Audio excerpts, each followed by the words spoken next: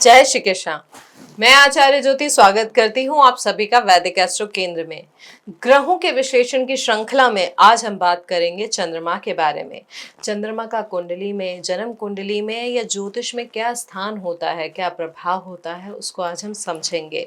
Basic चीज़ों पे बात करेंगे, थोड़े एग्जाम्पल्स भी लेंगे, लेकिन शुरुआत करने से पहले मैं अपने सभी दर्शकों से अनुरोध करना चाहूँगी कि इस वीडियो को लाइक करें, शेयर करें, बेल बटन दबाकर चैनल को सब्सक्राइब ज़रूर करें। देखिए दर्शकों, मैं सबसे ना आप सभी से एक सवाल पूछना चाहती हूँ। क्या आपने कभी नोटिस किया है कि कुछ लोग जो है बिना किसी कारण के अचानक ही उदास हो जाते हैं? सब कुछ नॉर्मल है, सब कुछ ठीक है, जॉब है, घर है, फैमिली है, लेकिन भीतर से कुछ खाली खाली लगता है। और कुछ लोग ऐसे भी होते हैं जो तूफान में भी इमोशनली स्टेबल रहते हैं। वो टूटते नहीं हैं, वो बह जाते हैं लेकिन वापस भी आ जाते हैं। यह डिफरेंस विल पावर का नहीं है, यह चंद्रमा का खेल है। सूर्य अगर हमारी आत्मा है तो चंद्रमा हमारा मन है। और ऑनेस्टली ज्यादातर लोगों की लाइफ की असली प्रॉब्लम यहीं से शुरू होती है। देखिए, मन का मतलब सिर्फ थिंकिंग नहीं होती है। चंद्रमा रिप्रेजेंट करते हैं आपकी भावनाओं को, आपकी स्मृतियों को, आपकी आदतों को, आपके इंस्टिंक्ट्स को, और वो सब कॉन्शियस पैटर्न जो हमारे बचपन से चला आ रहा है। ज्योतिष में चंद्रमा को मन का कारक कहा जाता है, लेकिन यहाँ मन का मतलब सिर्फ सोचने की क्षमता नहीं है। मन का मतलब है आपके इमोशंस, आपकी फीलिंग्स, आपके रिएक्शंस, आपकी हैबिट्स और सबकॉन्शियस पैटर्न। हमारे भीतर जो मेमोरी जमा होती है वो चंद्रमा से जुड़ी होती है। बचपन में जो हमने अनुभव किया है, माँ से जो नर्चरिंग मिली है, घर का जो इमोशनल एनवायरनमेंट था वो कैसा था, ये सब चंद्रमा की स्थिति से दिखाई देता है। शरीर में भी चंद्रमा का गहरा संबंध जो होता है वो, उनकी अगर हम बात करें तो ये शरीर के fluids, blood circulation, lymph system और वाटर बैलेंस से जुड़ा होता है। इसलिए चंद्रमा का संबंध दूध, पानी, समुद्र, नमक, लिक्विड्स और वाटरी प्लेसेस से माना गया है। Gardening, agriculture, sea products, petroleum, perfumes, rich food, ये सब भी चंद्रमा के क्षेत्र में आते हैं। देखिए, बृहद पाराशर होरा शास्त्र में चंद्रमा को वात कफ प्रकृति का ग्रह भी कहा गया है। ये फ्लूइड है, चेंजेबल है, रिसेप्टिव है, जैसे समुद्र की लहरें, कभी शांत कभी तूफानी। और एक बात जो बहुत कम लोग जानते हैं कि चंद्रमा सबसे तेज चलने वाला ग्रह है। ये हर 2.5 दिन में राशि बदलता है, इसलिए चंद्रमा प्रधान लोगों का मूड जो होता है वो क्विकली शिफ्ट होता रहता है। ये वीकनेस नहीं है, ये चंद्रमा का नेचर है। हमारा शरीर 70% वाटर है। जब चंद्रमा समुद्र को हिला सकते हैं, ज्वार भाटा वहां पर लेकर आ सकते हैं, तो हमारा मन तो है ही क्या। तो यहाँ पर इस तरीके से आप चंद्रमा को समझ सकते हैं। इसमें एक एग्जाम्पल अगर मैं आपको बताऊं, हमारे पास कंसल्टेशन के लिए एक यंग लेडी आई थी। अच्छी जॉब थी, सपोर्टिव फैमिली थी, कोई बड़ी प्रॉब्लम नहीं थी, लेकिन रात को नींद नहीं आती थी, एंग्जाइटी रहती थी। रिलेशनशिप्स में ना बार बार वही पैटर्न उनकी लाइफ में रिपीट हो रहा था। पहले बहुत अटैच, फिर अचानक डिस्टेंस या डिटैचमेंट। उन्होंने हमसे कहा भी कि मुझे खुद समझ में नहीं आ रहा है कि मैं चाहती क्या हूँ। हमने उनकी कुंडली का जब विश्लेषण किया तो चंद्रमा उनके द्वादश भाव में था, राहु के साथ युति कर रहा था और चंद्रमा पर शनि की दृष्टि भी थी। ये कॉम्बिनेशन जो है टेक्निकली क्या करता है, राहु के साथ चंद्रमा ग्रहण योग बनाता है। राहु इमोशंस को डिसॉर्ट करते हैं, लेकिन ऐसे जो लोग होते हैं ना, फील तो बहुत कुछ करते हैं लेकिन समझ नहीं पाते हैं कि एक्चुअली में फील कर क्या रहे हैं। और साथ ही साथ जब शनि की दृष्टि उनकी चंद्रमा पे थी तो वो इमोशंस को सप्रेस कर रही थी। ऐसे लोग रोना चाहते हैं लेकिन रो भी नहीं पाते हैं। मुझे स्ट्रांग रहना है, और वो स्ट्रेंथ एक दिन एंग्जाइटी बन जाती है। तो इस प्रकार से चंद्रमा की स्थिति उनकी कुंडली में उनके जीवन को इस प्रकार से प्रभावित कर रही थी। देखिए, सूर्य हमारी सोल को डिफाइन करते हैं और चंद्रमा हमारे वोन्स को डिफाइन करते हैं। जब तक वोन्स को नहीं समझते हैं वही पैटर्न रिपीट होता रहता है। ये एक बेसिक चीज़ है जो हम आपको इसलिए बता रहे हैं ताकि आप समझ पाएँ कि चंद्रमा केवल मन तक सीमित नहीं है, उसके अलावा वो किस प्रकार से आपके जीवन को प्रभावित कर सकता है। अब उसके कारक तत्व को और समझे तो सबसे महत्वपूर्ण जो होता है, चंद्रमा माता का कारक ग्रह माना जाता है। लेकिन माँ सिर्फ रिलेशनशिप नहीं है, एक आर्च टाइप है, यानी नर्चरिंग का, कंफर्ट का, अनकंडीशनल लव का। यह आज टाइप हमारे सबकॉन्शियस में इतनी डीपली एम्बेडेड होती है कि हमारी हर रिलेशनशिप में उसकी छाया दिखती है। जब चंद्रमा मजबूत होता है तो माँ के साथ डीप नर्चरिंग बॉन्ड होता है। वो बॉन्डिंग व्यक्ति को इमोशनली सिक्योर बनाती है। ऐसे लोग रिलेशनशिप में स्टेबल होते हैं क्योंकि उन्हें फंडामेंटली लगता है कि मैं लव्ड हूँ, मुझे प्यार मिला है और मैं प्यार देने लायक हूँ, यानी मेरे जीवन में प्यार अच्छे से है। एक और कुंडली का अगर मैं एग्जांपल बताऊं तो उसमें चंद्रमा छठे भाव में था, केतु के साथ था। उस व्यक्ति की माँ बचपन में बहुत बीमार रही थी, फिजिकली प्रेजेंट थी लेकिन इमोशनली एब्सेंट थी, और उस व्यक्ति ने पूरी जिंदगी में ऐसे पार्टनर्स चुने जिन्हें उन्हें फिक्स करना था। यही सबसे इम्पॉर्टेंट इंसाइट है।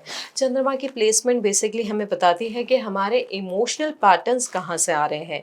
इसके अलावा चंद्रमा ट्रैवल, पॉपुलैरिटी, पर्सनालिटी और पब्लिक कनेक्शन को भी दर्शाता है। जिन लोगों का चंद्रमा मजबूत होता है उन्हें समाज में आसानी से एक्सेप्टेंस मिलती है।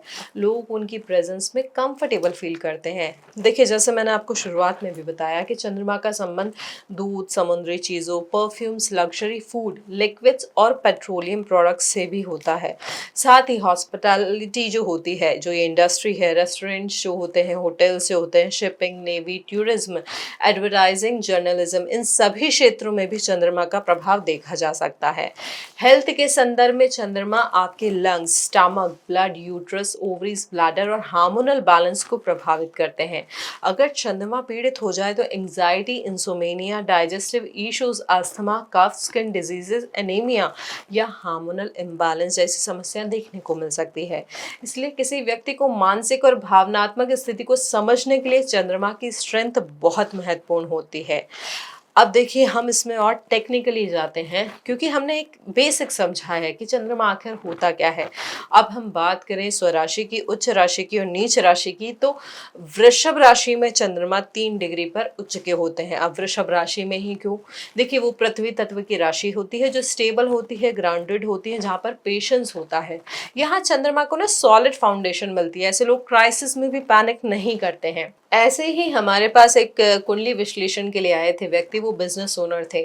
2020 में जब पूरी दुनिया लॉकडाउन में थी, उन्होंने काम रहकर पावित किया। यह वृषभ के उच्च चंद्रमा की स्टेबिलिटी थी। कर्क का जो चंद्रमा होता है वो स्वराशि होता है। यहाँ इमोशंस जो होते हैं फ्री फ्लो होते हैं। ऐसे लोग जो होते हैं डीपली इंट्यूटिव होते हैं, बिना बताए महसूस कर लेते हैं कि कोई अपसेट भी है, लेकिन दूसरों के इमोशंस इतना एब्जॉर्ब करते हैं कि कभी कभी उन्हें ये पता नहीं चलता है कि ये फीलिंग एक्चुअली में हमारी है या किसी और की। अब आते हैं सबसे मिसअंडरस्टूड प्लेसमेंट के बारे में, यानी वृश्चिक का चंद्रमा, जिसमें चंद्रमा नीच का माना जाता है। व्यक्ति बाहर से स्ट्रांग होता है, भीतर से कांस्टेंट स्ट्रोम चलता रहता है, लेकिन जो इस इंटेंसिटी को चैनलाइज कर लेते हैं वो एक्स्ट्रा ऑर्डिनरी भी बन जाते हैं। अब यहाँ पे नीच भंग की बात करें तो अगर मंगल आपका मजबूत हो, यानी वृश्चिक राशि के स्वामी मजबूत हो, तो यही चंद्रमा ट्रांसफॉर्मेटिव पावर भी दे सकता है। ये होता है उच्च का, नीच का, स्वराशि चंद्रमा का प्रभाव। अब हम ब्रीफ में जानते हैं कि भाव के अनुसार, राशि के अनुसार चंद्रमा क्या परिणाम देता है। याद रखिए, ये जनरल रिजल्ट की हम बात कर रहे हैं। फाइनल एनालिसिस की बात करें तो चंद्रमा की राशि, नक्षत्र, अन्य ग्रहों का प्रभाव यानी युति, दृष्टि, इन सब को भी देखना होता है। तो प्रथम भाव में अगर चंद्रमा है तो व्यक्तित्व में सॉफ्टनेस, एम्पैथी और अप्रोचेबिलिटी आती है। लोग ऐसे व्यक्ति के सामने जल्दी खुल जाते हैं। माँ का प्रभाव भी जीवन में गहरा होता है। मून फेजेस के साथ मूड बदल सकता है। शरीर में फ्लूइड, स्किन और आंखें सेंसिटिव हो सकती है। द्वितीय भाव का चंद्रमा वाणी में मधुरता देता है, परसुएसिवनेस होती है इनकी लाइफ में। परिवार से इमोशनली अटैच होते हैं। धन में उतार चढ़ाव संभव है। भोजन और कंफर्ट की इच्छा अधिक होती है। कई बार इंट्यूटिव फाइनेंशियल डिसीजंस भी लेते हैं। तीसरे भाव का चंद्रमा हो तो लेखन, कविता और क्रिएटिव कम्युनिकेशन में प्रतिभा दिखाई देती है। भाई बहनों से इमोशनल बॉन्ड होता है। शॉर्ट जर्नीज जो होती है उन्हें पसंद होती है। करेज इमोशनल ड्राइव से आता है। डर को फील करते हैं फिर भी आगे बढ़ते हैं। चतुर्थ भाव का चंद्रमा, ये चंद्रमा की सबसे कंफर्टेबल प्लेसमेंट होती है। माँ से गहरा रिश्ता होता है। घर में सुख शांति होती है। रियल एस्टेट से भी लाभ संभावना रहती है।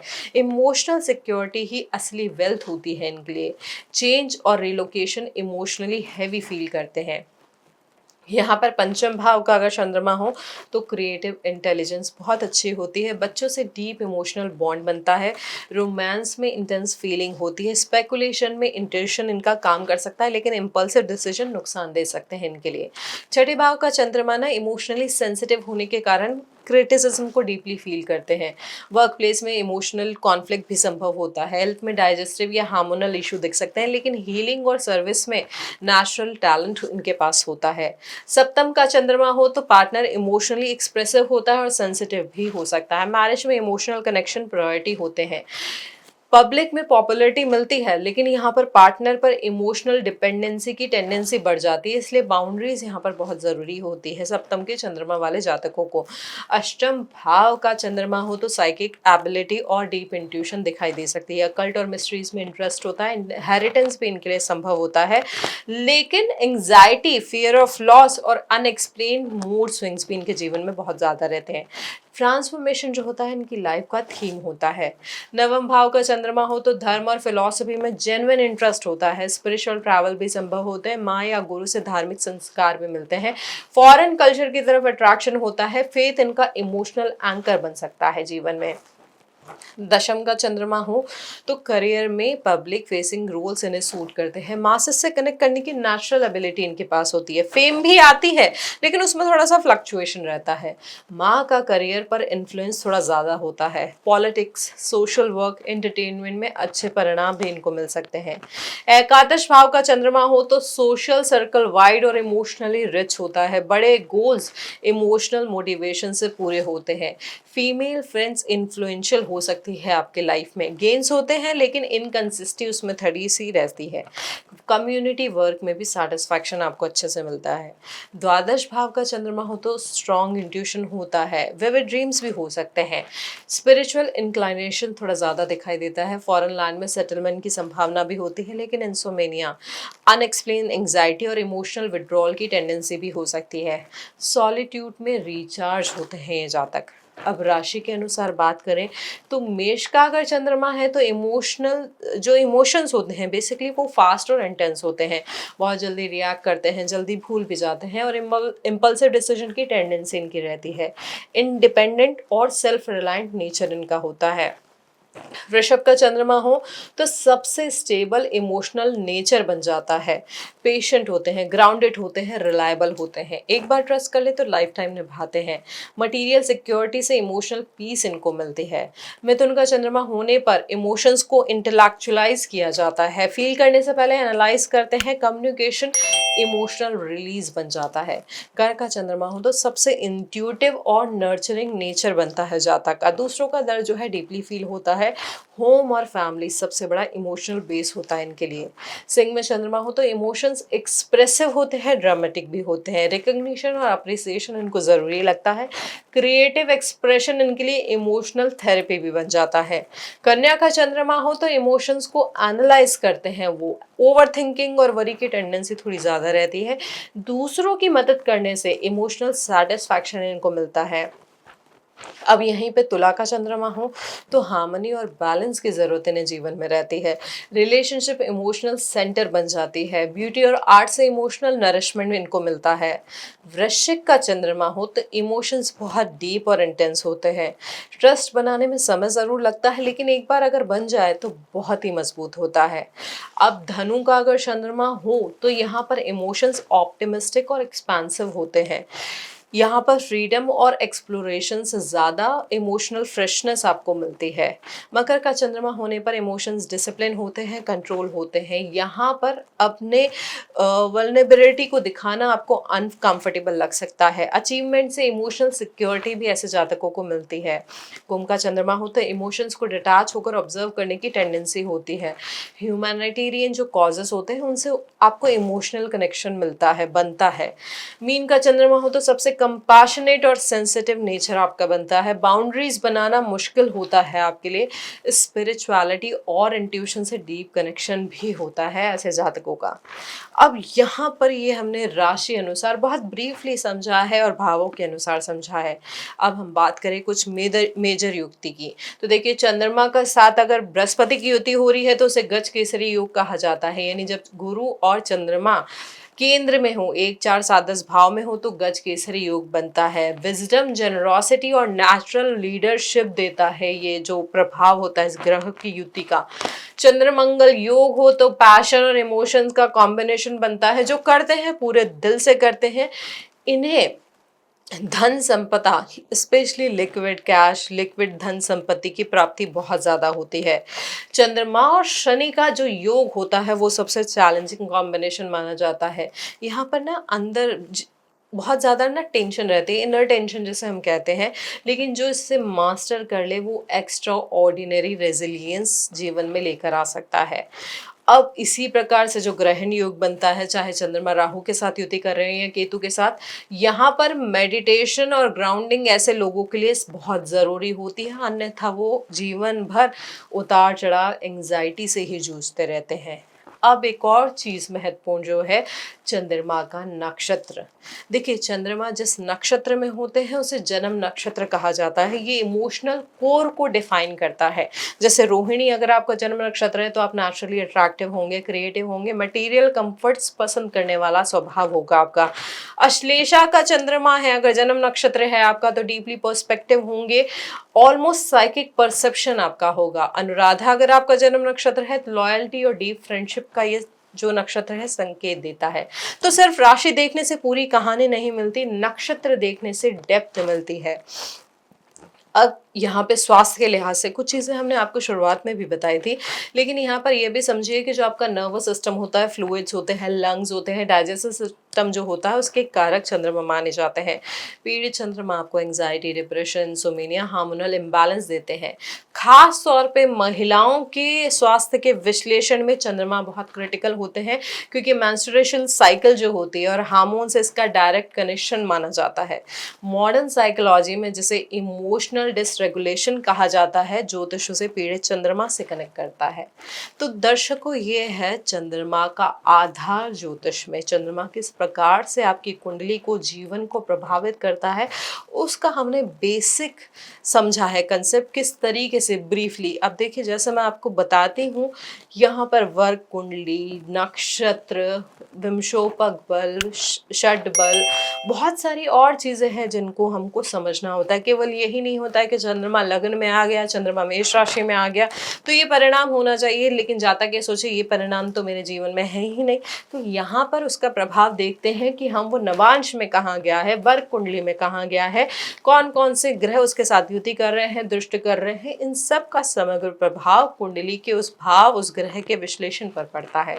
तो उसको भी हम आगे चल के और समझेंगे, लेकिन जो शुरुआती अध्ययन कर रहे हैं ज्योतिष के लिए, उनके लिए इस चीज़ को समझना, अगर आपने ये बेस अपना स्ट्रॉन्ग कर लिया जिसके बारे में आज हमने बात की है, तो आप अच्छे से कुंडली का विवेचन कर पाएंगे।